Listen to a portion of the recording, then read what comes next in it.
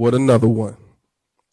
And looking like $1 million this evening, the heavyweight, I ain't gonna say former, there's no such thing. Once you get it once, that means you still got it. The heavyweight champion of the world, Hasim, the Dream, Rahman, is in the building with us. What's good? I like that. You can't take it away from him, so it's still mine. That's a fact. That's right. Just like you've been knighted. You always a champ, brother. That's right. Y'all know what y'all know.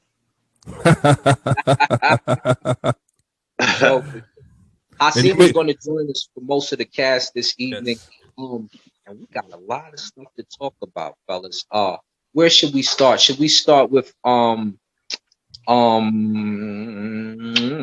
there's so much. There's let me see. What's good on the. Should we start with Pacquiao versus Errol Spence pay-per-view, gentlemen?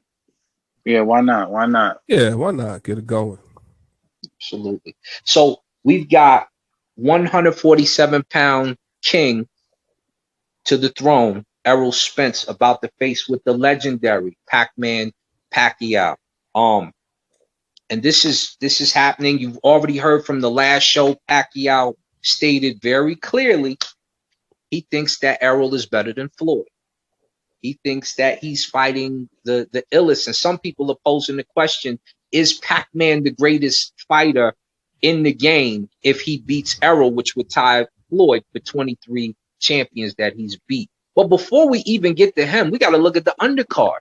Got your Danis Ugas versus Fabian Maidana, and you have Victor Ortiz versus Robert Guerrero. Oh, that was a shocker. Yeah. Let's start with Victor Ortiz versus Robert Guerrero. We all know Ortiz and Guerrero both fought Mayweather, both fell short. Victor headbutted Floyd in that fight, knocked his tooth through his lip. And then Floyd controversially stretched him right after. Keep your hands up at all times. Guerrero gave him a tough fight, but Floyd started to outclass him. Who do you guys see winning that fight, gentlemen? Who you asking? I would give it to the champ.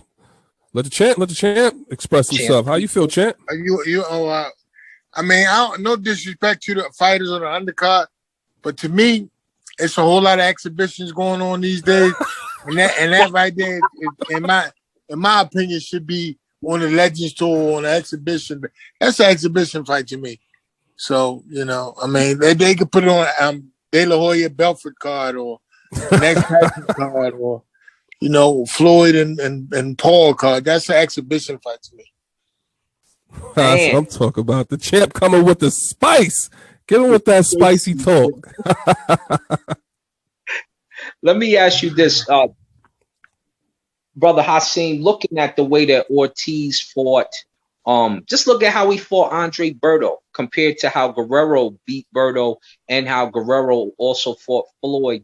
Do you see him winning this exhibition, so to speak? No disrespect. Well, the problem is this, right? Everything you ask me to go look at, I gotta really go back and look. They haven't been current. They haven't been relevant. I don't know what he's been doing. I don't know what he looks like now. You want me to go back years ago and make my prediction on that? Yeah, I mean, you can't do that. Nobody knows how these guys look. That's why I'm telling you it should be an exhibition. These guys, don't nobody know what they are. I mean, is he gonna come in that shape? Is he gonna come in better shape? Is he gonna come in worse shape? I mean, chances are they both are gonna be worse fighters than their best performance. So what you want me to judge on? What are you giving me to judge on? Have any of them fought last year or the year after? I mean, what am I supposed to base it on? Right, and they in their late 30s. What am I supposed to base it on? I don't have nothing to base it on. That's a good point. Exhibition. He's right, because that matchup, that's like some old Fight Night Knockout Kings matchup. Yeah, no doubt. Like some of the young heads don't even know who these gentlemen are. Yeah. Exhibition. Yeah. Shout out to the Ghost. He did his thing, but like you said, they ain't been active for a minute. I'm surprised that's even on the card. That's what I'm saying. Exhibition. That's it. Yeah. What about but strap season should be calling it out for what it is, and really don't get us this undercard the legs. You know, you should call it out for what it is. It's an exhibition. This shouldn't be a sanctioned fight, and we really shouldn't be talking about it. You know what I'm saying? Why are we talking about it? Now we got to talk about the second one because the strap is involved. We got Yordenis Ugas versus now you talking. Now you talking. Now we cooking. Now you talking about something relevant. Now we cooking. Champ say you ain't got no belt. You ain't in the discussion. So there it is. No, it's not so much that, but I'm saying you gotta be current. You gotta be relevant. You gotta fight once a year. Yeah. Yes. Can you fight once a year? Can you give me a fight day for 20, 21? Yeah. I mean, come on now. You know, you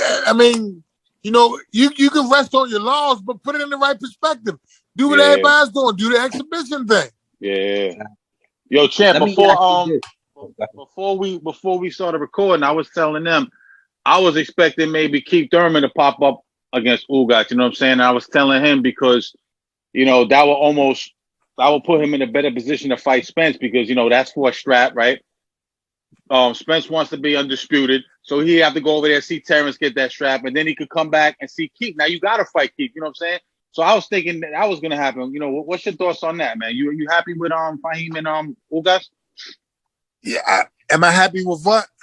With the Ugas fight, his opponent. Fabian Maidana versus Yordenis. Yeah, I mean, but I'm really under the Maidana, my bad. I'm under the impression that Pacquiao shouldn't have lost his belt. I don't see why they really lost his belt, making him a super champion. Yeah, when they got, they got. I mean, Earl should be fighting Pacquiao for the undisputed. I mean, Pacquiao got enough clout, enough cachet to be able to hold his belt. Now you got 500,000 belts anyway. So why you taking his? Yeah, you know? yeah.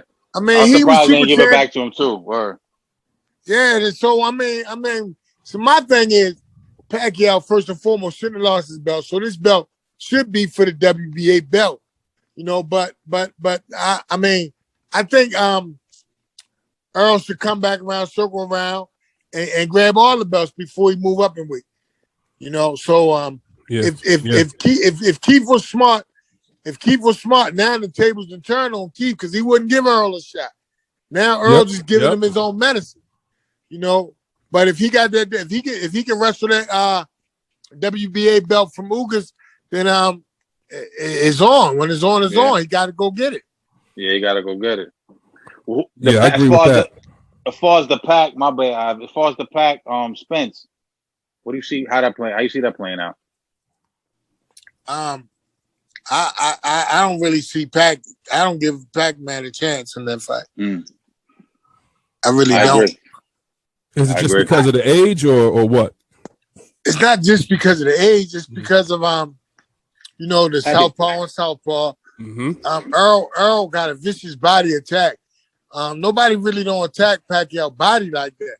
So I just think when Earl is like when you compare Earl to people, right? It's really unfair to compare Earl with all-time greats right now because Earl right now is at the beginning stages. Yeah. Like he at his bottom weight. He ain't top out yet. So he's super strong at this weight. You know, it's like comparing Floyd at 130, compared to 47 now. When Pacquiao say he's better than Floyd, he might be right. He might be a better welterweight than Floyd was a welterweight. But Floyd was already up 3-4 weight classes. Yeah. Yeah. So you Floyd was a small welterweight too. Yeah, no doubt. Yeah, you talking about Earl was a huge welterweight. Yeah. So when it's all said and done, at Earl at 60 or 68, fighting guys, then you can make the comparison. But right now, like he's a huge, strong welterweight.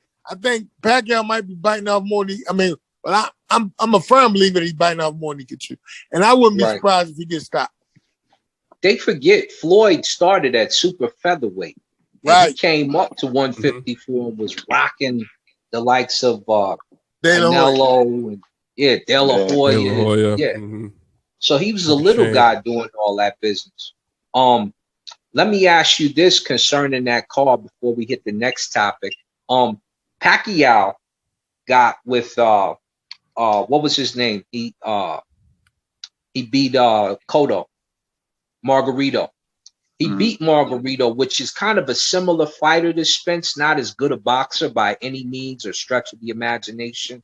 But the way he beat Margarito, do you see Pacquiao's power carrying over? If he catches Errol, will we see something different out of Errol? Will we you don't give him a chance at all, or how do you see that? Let me answer that question like this, right? This one of them questions that just make you say, right? My answer gonna make you say, right? All right. Now we all know it's been a lot of accusations about Pacquiao, right? Yeah. All right. Now he beat Margarito and Cotto, right? Right. But with all that power, didn't you fight Brandon Rios? Yeah. What happened to all that power? Yeah. He took it. Maybe he took a soft touch after that. I don't know. Maybe he wanted to. What? Come on, listen, man. I mean, I'm not in the business. I'm not in the business of accusing people of things. Yeah. But I'm saying, you want me to believe my eyes, or you want me to believe what I see? What you mean?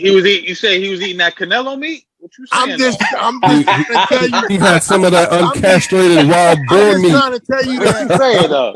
That Pacquiao that we saw against Margarito, we will not see against Earl. Chuck steak? Never again. Not at all. Hold on. We're not gonna bash you, right? So moving on.